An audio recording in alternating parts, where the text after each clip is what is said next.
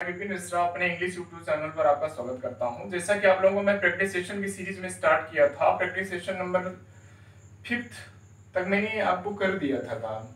और आज जो चर्चा होनी है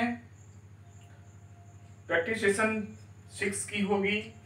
और आप लोगों को मैं एक सूचना के लिए बता देता हूं कि आपका ग्रामर का बैच भी स्टार्ट हो रहा है। आज हो सकता है न शुरू हो, लेकिन कल निश्चित रूप से आपका ये बैच स्टार्ट हो जाएगा। टेक्निकल कुछ प्रॉब्लम आ रही है, इस वजह से ये चीजें आपकी स्टार्ट नहीं हो पा रही हैं, इसलिए धीरे धीरे चीजों को मैं कंटिन्यू कर दूंगा। हो सकता है आज ही हो जाए, नहीं तो कल निश्चित रूप से आपका बैच ग्रामर वाला स्टार्ट हो जाएगा। तो आज मैं चर्चा करूंगा प्रैक्टिस सेशन नंबर 6 का, और प्रैक्टिस सेशन नंबर 5 तक चीजों को मैंने करा दिया है। आपको 15 सेशन होंगी स्पॉटिंग एरर के। 15 सेशन मैं आपको दे रहा हूं स्पॉटिंग एरर। उसके बाद आपका चलेगा वोकैब सेशन, उसके बाद आप पढ़ेंगे सेंटेंस इंप्रूवमेंट। इसी क्रम में सारी चीजों को मैं क्या करूंगा, 15 सेशन मैंने डिसाइड किया है। और 15 सेशन अगर आप पढ़ लेते हैं तो एसएससी की लगभग तरह की चीजों के क्वेश्चन को आप क्या करेंगे, सॉल्व कर लेंगे। आइए शुरू करते हैं प्रैक्टिस सेशन नंबर 6। क्वेश्चन को पहले देखते हैं, उसके बाद बात करते हैं। तो ये प्रश्न दिया हुआ है कि if you permit me speak the truth I shall state with hesitation that you have done a mistake. एक आपका प्रश्न है, स्पॉटिंग एरर है। जैसे पिछली क्लासेस में मैंने आपको बताया था, उसी क्रम में आपका इस चीजों को भी मैं सॉल्व कराऊंगा। आइए चर्चा करते हैं। पहली बात तो देख लेते हैं यहां से। If you permit me speak the truth, अगर मुझे क्या करते हैं आप, आज्ञा देते हैं, परमिशन देते हैं या अनुमति देते हैं क्या करने के लिए, सत्य बोलने के लिए, तो I shall state with hesitation, I shall state with hesitation that you have done a mistake. मैं वो सारी चीजों को क्या करूंगा, बताऊंगा, लेकिन हिचकिचाहट होगी जो आपने गलती करी है, जो आपने गलती करी है। तो समझना शुरू करें। If you permit me speak the truth, एक बात समझना जरूरी है यहां पर। एक महत्वपूर्ण बात समझ लीजिए, कंडीशनल सेंटेंस।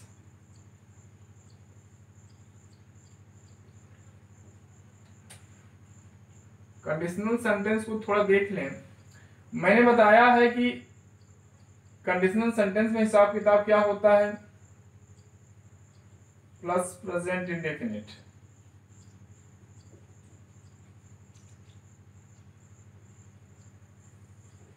और यहीं से आप क्या करेंगे, एक अगला जो स्ट्रक्चर बनता है फ्यूचर इंडेफिनिट। एक बात समझना जरूरी है, कंडीशनल सेंटेंस मोस्टली अगर एग्जाम के बेस पे देखा जाए तो 4 तरह के आप पढ़ते हैं। कंडीशनल 0, कंडीशनल 1, कंडीशनल 2 और कंडीशनल 3। तो जो कंडीशनल 1 है, ये क्या है, कंडीशनल 1। कंडीशनल 1 में क्या होता है, पॉसिबिलिटी का जब बोध हो जाता है तो एक वाक्य को आप क्या करते हैं, प्रेजेंट इंडेफिनिट में रखेंगे और एक को फ्यूचर में रखेंगे। बात क्लियर हो रही है। तो यहां पर एक बात समझ में आती है, इफ लगा हुआ है और एक कौन सा टेंस में है, प्रेजेंट इंडेफिनिट में है, और अगला फ्यूचर में है। एक बात तो तय होगी कि कंडीशनल लेवल पे इसमें कोई गड़बड़ी नहीं है, तो हम लोग दूसरी गड़बड़ी को चेक करने का प्रयास करते हैं। एक एरर आप कुछ मिल पा नहीं रही है तो कंडीशनल लेवल पे देख लिया हमने। अब यहां से कुछ वोकैब की चर्चा होगी, ये आप नोट कर सकते हैं। जैसे मैं कहूं if you come I shall teach you, अगर आप आएंगे तो मैं पढ़ाऊंगा, अगर आप आएंगे तो मैं क्या करूंगा, पढ़ाऊंगा। इसमें हो क्या रहा है कि पॉसिबिलिटी है, कंफर्मेशन नहीं है। तो ऐसी स्थिति मैंने क्या किया है, बनाया हमने क्या, ये प्रेजेंट इंडेफिनिट है और ये क्या है आपका फ्यूचर इंडेफिनिट है। तो ये चीजें तो कंडीशनल लेवल पे आपकी ठीक हो गई। अब यहां पर वोकैब की कुछ चर्चा मैं कर लेता हूं। जैसे एक शब्द आया हुआ है ट्रूथ। ट्रूथ मतलब क्या होता है, इसका मतलब होता है सत्य।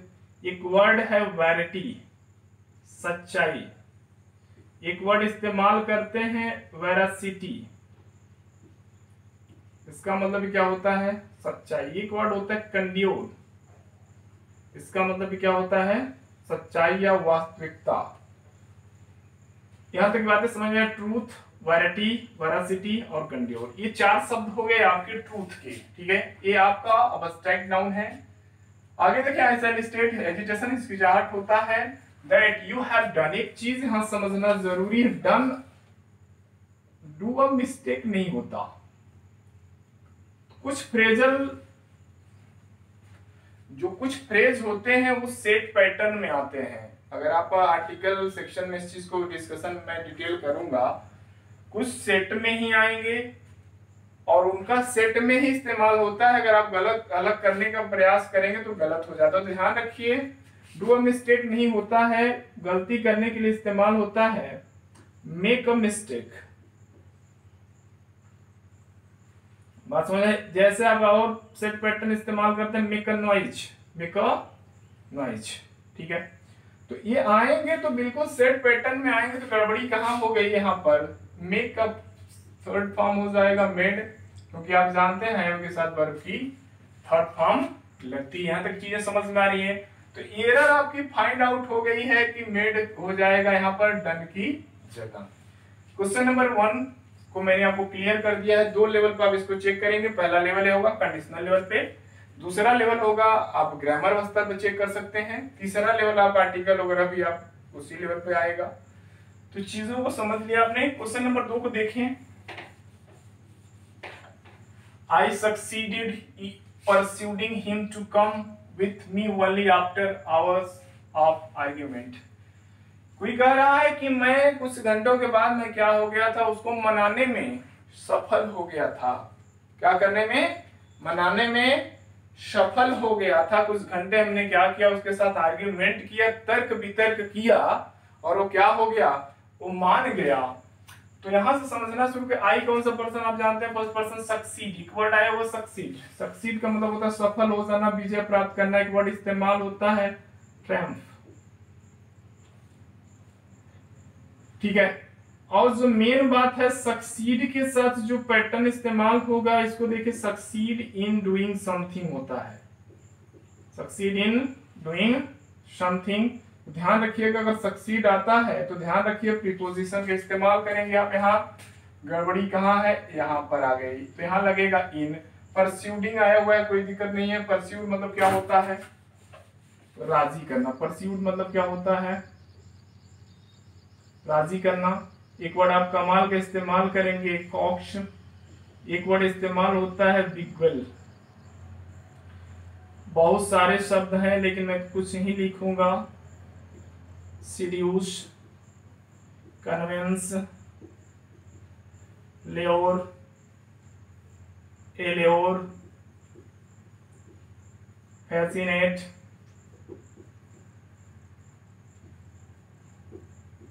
टेम्प्ट। तो आप ये शब्दों को क्या कह सकते हैं? किसी को लुभाना या आकर्षित करने का शब्द और इस्तेमाल होता है काजोल। इसका मतलब ये होता है किसी को लुभाना या राजी करना। तो ध्यान रखिए, टेम्प्ट कर देना, फैसिनेट कर देना, एलेओर करना, परस्यूट करना, कॉक्स करना, बिगवेल हो गया, इंड्यूस हो गया, सीड्यूस, कन्विंस और ये हो गया लेओर, एलेओर। तो इसका मतलब क्या हुआ? लुभाना मतलब क्या हुआ? राजी कर लेना या सहमत कर लेना। भाई लुभाने का मतलब क्या हुआ कि कोई चीज जब लुभता तभी है, आकर्षित तभी कोई होता है जब आपके ऊपर क्या हो जाए? संतुष्ट हो जाए, आपकी बातों से क्या हो जाए? सहमत हो जाए। तो परस्यूट हुआ, इन लगाया, him to come with the only after hours of argument. Error आपको मिली, यहाँ पर क्या लग जाएगा? इन लगेगा। लेकिन आगे थोड़ा चीज आपको मैं बता दूं, एक आपका इडियम है वी आवर्स। तड़के समझते हैं? तड़का नहीं, तड़के मतलब बिल्कुल सुबह का समय, उसको बोलते हैं वी आवर। इसको क्या बोला जाता है? We our. लेकिन अगर सिर्फ वी का मतलब समझने का प्रयास करें तो इसका मतलब होता है छोटा, बहुत छोटा। इसके लिए इस्तेमाल शब्द होता है टीनी। आप और शब्द इस्तेमाल करना चाहते हैं तो लिलीपुटियन एक वर्ड इस्तेमाल होता है। तो बी मतलब छोटा, व्यर्थ मतलब तड़के, मतलब अर्ली मॉर्निंग। इसकी हिंदी अगर आप करना चाहें और तो ये पूछा हुआ है कई बार एसएससी में, शुरुआत का समय। और अब आर्ग्यूमेंट का मतलब होता है तर्क वितर्क करना। एक वर्ड इस्तेमाल आप कर सकते हैं सरमाइज। सरमाइज का मतलब होता है तर्क वितर्क करना। एक वर्ड इस्तेमाल होता है कंटेंशन, भी इस्तेमाल होता है विवाद वगैरह के लिए। तो ये बातें क्लियर हो गई। दूसरा क्वेश्चन मैंने क्लियर कर दिया आपका कि गड़बड़ी यहाँ पर इन है, यहाँ इन लगा देंगे, अब ये ठीक हो जाएगा। ये आपका आर्ग्यूमेंट का सिनोनिम है। और आवर्स के लिए मैंने क्या किया, वो वी लगाया और एक आपको इडियम दे दिया। यहाँ तक बातें क्लियर हुई। दूसरा क्वेश्चन क्लियर हो गया। तीसरे क्वेश्चन की तरफ मैं बढ़ता हूं, आइए समझते हैं। अकॉर्डिंग टू वन सर्वे, एक सर्वेक्षण के अनुसार। अकॉर्डिंग टू मतलब क्या होता है, ध्यान रखिए, एक प्रीपोजिशन टू लगता है और इसके स्थान पे कभी कभी एज पर आ सकता है। एज पर का मतलब भी होता है के अनुसार। तो वन सर्वे, एक सर्वे के अनुसार, ओनली दोस फॉरेस्ट, वही जंगल जो क्या कर which were not under management is come from fire recently, जो गांव के प्रबंधन के अंतर्गत नहीं आते हैं वो जंगल क्या होते हैं, तत्काल में क्या हो जाते हैं, नष्ट हो जाते हैं या जल जाते हैं या खत्म हो जाते हैं। स्कम पढ़ा जाता है, इसको ध्यान रखिएगा। स्कम नष्ट होना, इसका मतलब मर जाना भी होता है। ध्यान रखिए, इसके साथ प्रीपोजिशन टू लगता है, प्रीपोजिशन की फॉल्ट है। इसका फायर रिसेंटली, जो गांव के प्रबंधन के अंतर्गत नहीं आते या उसके अंदर नहीं आते, उसमें क्या हो जाती है, उसमें आग लग जाती है तुरंत, या हाल फिलहाल में वो जल जा रहा है। ये बातें क्लियर हो गई। फॉरेस्ट समझते हैं। यहाँ पे देखिए बीच जो आया हुआ है इसको समझ लीजिएगा, ये रिलेटिव प्रोनाउन है और इसके जस्ट पीछे वाले के हिसाब से वर लगा हुआ है, ठीक है। और दोज के बाद आने वाला नाउन क्या होता है, प्लूरल होता है, फॉरेस्ट है, ठीक है। आगे समझने का प्रयास करते हैं। Question number 4, A first European sailor who came to India was Vasco da Gama. A first मतलब पहला समुद्री यात्री था कौन, या यूरोपियन यात्री था कौन, वास्को डी गामा पुर्तगाली था। जो कहाँ आया था, भारत आया था, वो कौन था, वास्को डी गामा था। कलिकट पहले पहुंचा था। कहाँ पहुंचा था, कलिकट पहले पहुंचा था। यहाँ समझने का प्रयास करें। अगर आप इंग्लिश के स्तर में बात करना चाहें तो एक फार्मूला इस्तेमाल होता है ओसियम। ओसियम का मतलब ये ऑर्डिनल नंबर है, जिसे फर्स्ट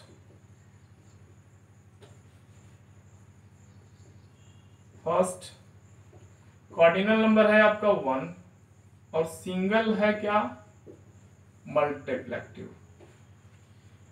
मैथमेटिक्स में पढ़ाया जाता है मल्टीप्लेक्टिव इनवर्स, जिसको रेसिप्रोकल भी बोलते हैं। जैसे अगर आपको ये लिखना है कि यक्स को अगर आप ऐसे लिख दें ऐसे, तो ये आपका क्या हो जाएगा, या इसको ऐसे लिख दें इनवर्स, तो ये क्या है, मल्टीप्लेक्टिव इनवर्स है, ठीक है।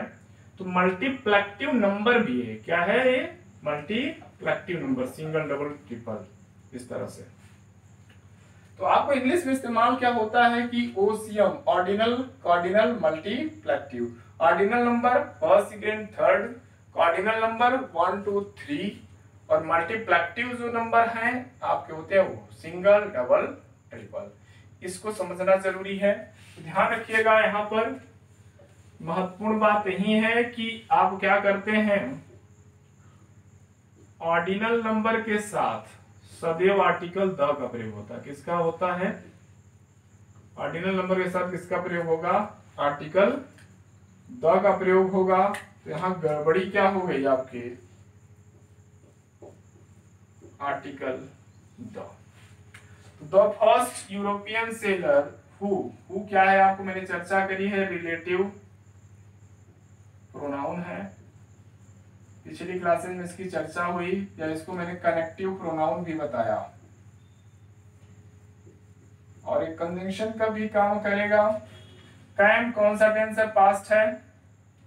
टू इंडिया वाज कौन था, वास्को डी गामा। यहाँ तक की बात समझ में आ रही है। तो यहाँ ऑर्डिनल नंबर के साथ सदैव आर्टिकल द का प्रयोग होता है। क्वेश्चन नंबर 5 को समझने का कोशिश करते हैं। I and my wife were declared the best couple at the party। मतलब कोई है जो कह रहा है कि मैं और मेरी वाइफ को क्या किया गया, बेस्ट कपल घोषित किया गया था पार्टी में। ये बात क्लियर हो रही, कोई दिक्कत नहीं है। मामला है प्रोनाउन का, सीक्वेंस का मैटर है। प्रोनाउन सीक्वेंस का मैटर क्या है समझने का प्रयास करें। जैसे आपको मैंने बताया था person, first person, second person और आपका हो जाएगा थर्ड पर्सन। फर्स्ट में क्या है आपका आई और वी है, इसमें क्या आता है यू है, इसमें क्या आएगा he, she, it, they and so on. ठीक है, तो फर्स्ट पर्सन आई और वी हो गए, सेकेंड यू है और ये थर्ड पर्सन है। मामला होता क्या है समझने में, जब मतलब एक ही वाक्य में तीनों पर्सन आ जाए या दो पर्सन आ जाए तो इसका पैटर्न क्या इस्तेमाल होता है उसको समझना जरूरी है। नॉर्मल केसेस में चलता है 231 के फॉर्म में। किस फॉर्म में चलेगा, 231 मतलब सेकेंड पर्सन, थर्ड पर्सन और फर्स्ट पर्सन। अब यहाँ समझना जरूरी है कि यहाँ तो आपके फर्स्ट पर्सन है, ठीक, ये थर्ड पर्सन है। मामला गड़बड़ ये है कि हमको फॉर्म कौन सा चाहिए, ये तो है ही नहीं, तो हमें चाहिए 31 का फॉर्म। तो 31 में क्या हो जाएगा, इधर ये जाएगा, इधर ये जाएगा। इसका तैयार पैटर्न क्या बना, माई वाइफ एंड आई। ठीक है, अब आपका ये हो गया ठीक। तो ध्यान रखिएगा, नॉर्मल केसेस में अगर ऐसी बात आती है तो वहां पर 2, 3, 1 चलता है, लेकिन अगर अपराध भूल चूक की बात आ जाए तो वहां पर 1, 2, 3 का पैटर्न चलता है। जैसे मैंने कहा, मैंने, तुमने और उसने मिलकर उसकी एसी को तोड़ा, यहाँ पर भूल चूक है, गलती आपने करी है, इसलिए क्या लगेगा 1, 2, 3 लगेगा। लेकिन इसमें गड़बड़ नहीं है, इसमें नॉर्मल सी बात है, मतलब कोई चोरी नहीं किया है ना भूल चूक हुई है। आगे देखें, the author said during the conference, मतलब जो लेखक था उसने क्या किया, कॉन्फ्रेंस के दौरान बोला, कहा। ऑथर की स्पेलिंग में थोड़ा सावधानी बरतने की कोशिश करें, ये ओ है, यहाँ बच्चे लिख जाते हैं स्पेलिंग में ER, जो गलत हो जाएगा, फिर यहाँ पर भी मिस्टेक करते हैं लोग। तो ऑथर की स्पेलिंग जो शुद्ध है आपकी ए होती है, इसको ध्यान रखें। ड्यूरिंग द कॉन्फ्रेंस की स्पेलिंग भी ध्यान रखिएगा, आपके मिस स्पेल्ड में आ जाती है, यहाँ पर ए दे देता है, इसलिए इसको सावधानी से इस्तेमाल करें। That there were two further volumes to be publish, कह रहा ना कि कोई मान लीजिए एक लेखक रहा होगा, कोई समारोह चल रहा होगा, वहां पे गया तो कहा कि हमारे जो बुक अगर मान लीजिए कोई उसकी है तो कहा कि हमारी जो अगला कुछ खंड है वो पब्लिश्ड होगा। अब ये कह रहा है कोई लेखक, तो हुआ क्या, अब देखिए यहां से समझने का प्रयास करते हैं। Author said during the conference, यहां तक कोई दिक्कत नहीं है, दैट भी ठीक है, देयर भी ठीक है, वर भी ठीक है, लेकिन गड़बड़ी जो है उसको समझने का प्रयास करिए। आपको पढ़ाया जाता है एडजेक्टिव में यूज ऑफ फर्दर और फार्दर, ठीक है, इसका मतलब होता है अतिरिक्त या अलावा, इसका मतलब दूरी, ये डिस्टेंस बताता है। ये क्या बताता है, डिस्टेंस। यहाँ क्या कह रहा है, टू फर्दर वैल्यू, दूसरे, इसके अलावा दो खंड। यहाँ इस गड़बड़ी कहाँ हो गई, इसमें यहाँ पर होना चाहिए फर्दर, और एक वैल्यूम्स है, ठीक है, क्योंकि पीछे क्या है आपका टू है। To be published passive form में है, प्रकाशित होना। ये बातें क्लियर हो गई होंगी आपकी कि प्रकाशित होंगी। कौन कहा, ऑथर ने कहा है कि हमारे जो इसके अलावा भी दो वैल्यूम क्या होगी और प्रकाशित होगी। तो ध्यान रखिए फर्दर का प्रयोग आप इसके अलावा या अतिरिक्त के अर्थ में करते हैं। FAR है, FUR है, इसको डिस्टेंस बताने के लिए इसे कहा जाए कि कानपुर इलाहाबाद से दूर है, कानपुर इलाहाबाद से दूर है, तो वहां क्या बताना है आपको, डिस्टेंस तुलना कर रहे हैं ना, तो वहां फार्दर होगा, डिस्टेंस बताने के लिए फार्दर होता है, और आप अलावा या अतिरिक्त का अर्थ देंगे तो फर्दर का इस्तेमाल होता है। इस चीज को आपको ध्यान रखना पड़ेगा। तो आज की चर्चा सेक्शन नंबर 5 के बाद 6वां आपकी समाप्त होती है।